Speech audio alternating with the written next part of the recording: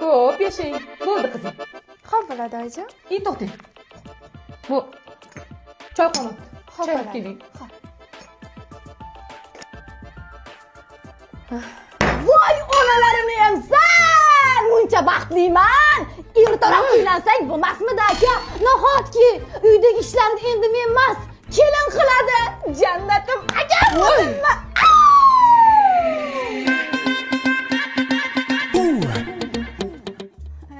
Aka, aya kechirasizlar. Haligi uydagi ishlarni kelinga topshirganim uchun xursand bo'lib ketdim-da. Voy o'g'lim. Uylangan sen-u? Bari maza singlingga bo'pti-da. Qarang, mana bu kostyum chiroyli qilib dazmol qiling. Keyin haligi kirlarni ham yuvib qo'yasiz, chiroyli qilib. Aka! Nahotki endi seni kirlaringni, sassiq paypoqlaringni men yuvmayman. Ey Xudo, bunday baxtni qaysi duolarimda so'ragandim?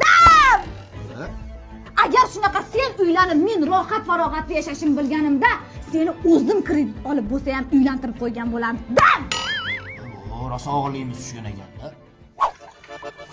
Kelin, Rabbi oyijon. oshxonani yaxshilab tozalab, kechga ser sabzi qilib osh qilib qo'ying. Xo'p bo'ladi. Ha. Behiy sizdan chiqmasin ustiga. Voy aya! Nahotki endi men oshxonaga kirmayman. Oshxonaga kirsam ham mehmon bo'lib kiraman. Keyin ham ovqatlar tayyorlab qo'ygan bo'ladi. Men unisidan, bunisidan tatiyman. Endi men umuman idishlarni ham yuvmayman, ovqat ham qilmayman. Roberto, Alberto, Voy tavba qildim. Qizim, biror narsa bo'lib qolmasin bo'ldi. Tegishlimi doktor, sinimga nimadir bo'ptimi? Xavotir olmanglar, hammasi joyida. Sinimiz chiqib turaversin. Bo'ldi. Chiqib tur sinim, oz chiqaman.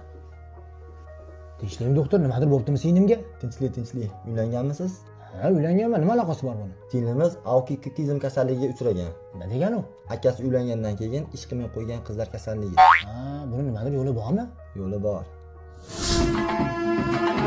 Barakalla qizim. Shu salom berishlaringizni oyijoningiz ko'rmadi-da. Qanayan o'zi? Ha, kecha to'yda aralashib yeb qo'yibdi havlida.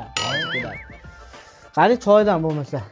Choy tugab qopti-yu. Keling, bitta choy damlang. Ha? Xo'p bo'ladi. Qani bo'lmasa, olinglar.